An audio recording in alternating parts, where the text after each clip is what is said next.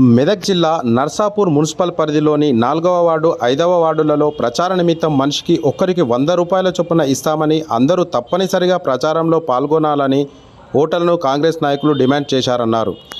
Congress party నాయకులపై ఓటర్లు తిరగబడి 100 రూపాయలు మాకు ఎందుకు ఇస్తారని నిలదీయగా అక్కడి నుండి నాయకులు పారిపోయారు. ఇలా ఓటర్లను ప్రచార నిమిత్తం 100 రూపాయలు 200 రూపాయలు ఇస్తామని ప్రలోభపెట్టి లేకుండే అధికారంలో ఉన్న మేము మీకు కావలసిన సహాయ సహకారాలు అందించమని ప్రచారానికి రావాలని బెదిరిస్తున్నారన్నారు. అదేవిధంగా కొందరు టీఆర్ఎస్ నాయకులు కూడా ప్రయత్నం చేస్తున్నారని మహిళా ఓటర్లు వాపోయారు.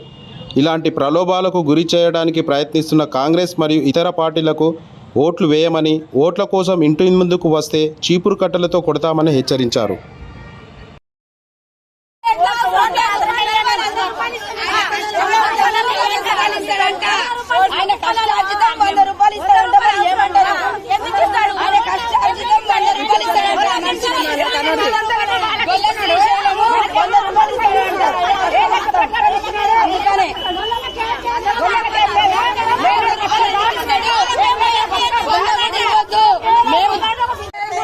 నాలుగో వాడలో దొరకపోతలేడు.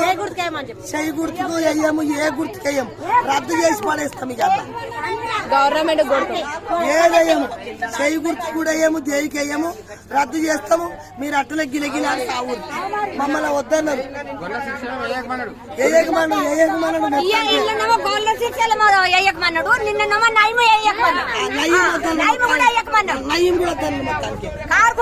నయం కూడా రాకు, నువ్వు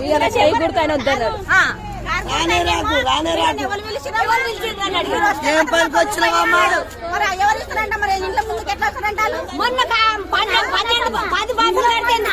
ఇగో ఇది శివాలయం